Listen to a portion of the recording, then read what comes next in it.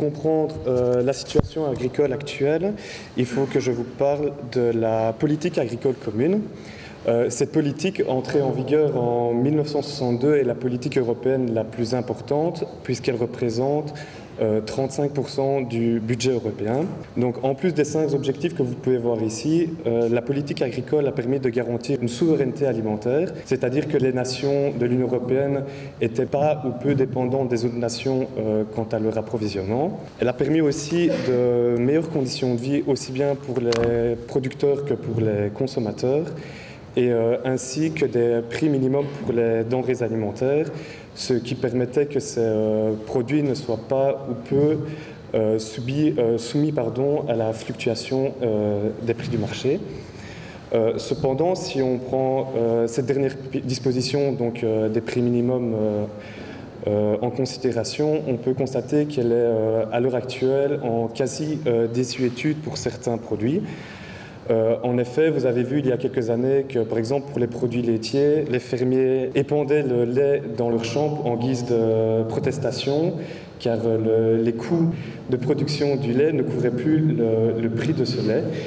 Donc, en plus de ça, il y a l'augmentation du nombre de pays dans l'Union européenne, qui complique aussi la chose, puisque l'élaboration des budgets est d'autant plus compliquée, ainsi que l'inégalité des aides fournies par l'Union européenne aux différents producteurs, puisqu'en effet, ces aides sont données en fonction de la surface agricole en général du producteur.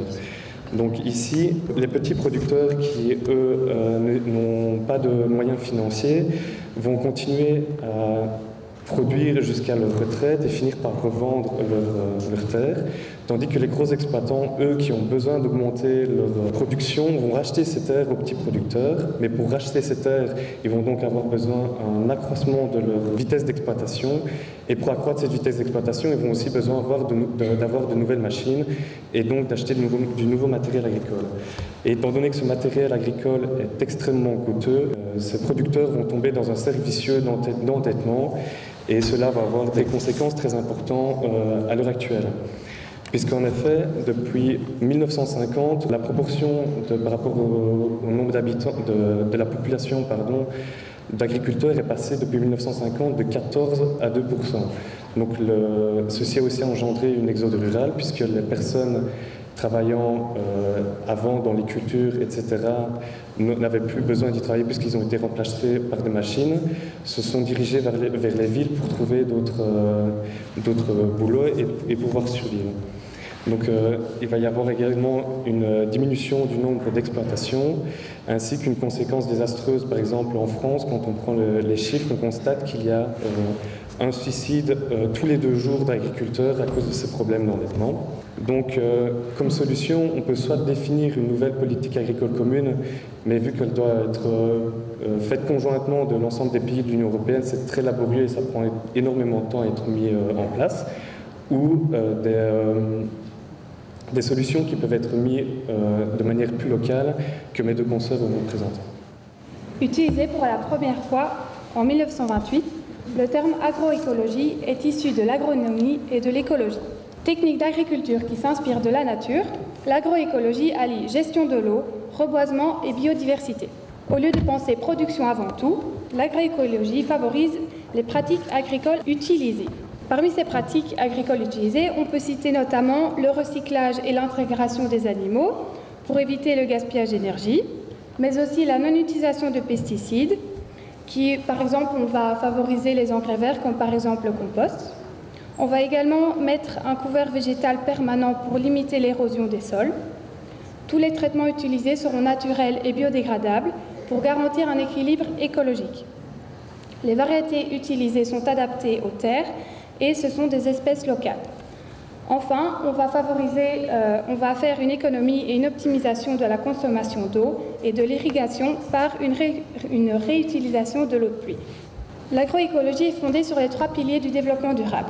Sur ce schéma, nous pouvons voir que, une fois les 3 piliers mélangés et mis ensemble, nous donne l'agroécologie. En effet, cette technique se veut respectueuse de l'environnement et protectrice des ressources naturelles, tout en étant économiquement viable et porteuse de développement humain. Les avantages de l'agroécologie sont multiples, à savoir une meilleure résistance des cultures face aux conditions difficiles, tels qu'une sécheresse ou un appauvrissement des sols. C'est une alternative au système de production intensive. Comme on ne va pas utiliser de pesticides, la qualité des produits sera optimale. Et contrairement aux variétés hybrides telles que les OGM, les variétés anciennes utilisées en agroécologie demandent moins d'irrigation d'eau et leur croissance est beaucoup plus forte. L'agroécologie va permettre de créer des emplois pour les populations locales et va nous donner un renforcement de la viabilité économique des zones rurales. Pour terminer sur l'agroécologie, je vais vous présenter un mouvement international qui prône l'agroécologie, la Via Campesina. En plus de défendre l'agroécologie, ce mouvement milite pour le respect des petites et moyennes structures agricoles, pour le respect de la justice sociale et de la dignité, et ce, depuis sa création en 1993. Enfin, ce mouvement s'oppose fermement à l'agriculture industrielle et cherche à soutenir à tout prix les petits paysans. La permaculture est une conception de culture et de lieu de vie qui repose sur une éthique représentée par ces trois piliers: le soin de la terre, le partage équitable et le soin à l'humain. Ceux-ci sont appliqués grâce à l'application de différents principes. Le but est de reproduire une diversité, une durabilité et un équilibre des écosystèmes naturels. Cette technique peut être mise en œuvre à tout niveau, c'est-à-dire une ville, un jardin, un village. La permaculture est également représentée par cette fleur. Au cœur de cette fleur, nous pouvons retrouver les principes éthiques que je vous ai cités juste avant. Ces trois piliers sont la base de la permaculture. Ensuite, nous avons les pétales, qui symbolisent les outils, idées ou alternatives qui facilitent la mise en œuvre de la permaculture. Par exemple, pour l'habitat, le pétale jaune. Les différentes idées peuvent être l'autoconstruction, la maison passive ou l'utilisation des matériaux naturels. L'agroécologie et la permaculture sont souvent confondues. Mis à part leur origine différente, la permaculture diverge de l'agroécologie dans le sens où elle a des principes éthiques importants et une méthodologie de design très exigeante.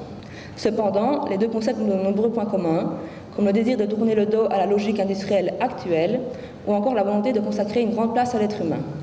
La bioclimatique consiste à mettre un arbre à feuilles persistantes du côté nord d'une maison afin de se protéger du vent.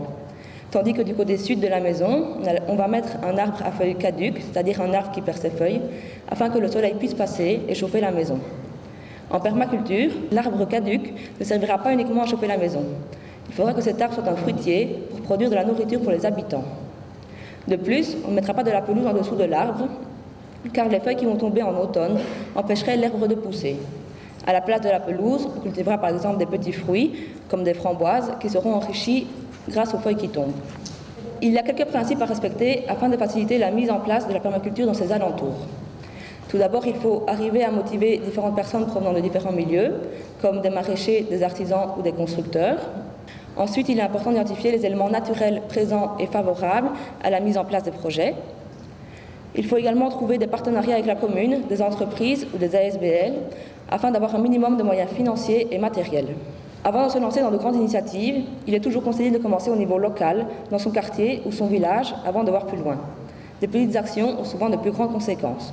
Enfin, il faut diversifier les projets et avoir des relations concrètes et visibles, afin que les participants restent motivés et constatent de la diversité dans les actions à mettre en œuvre. L'agroécologie et la permaculture sont des solutions adéquates, efficaces et innovantes face aux problèmes liés à l'agriculture actuelle.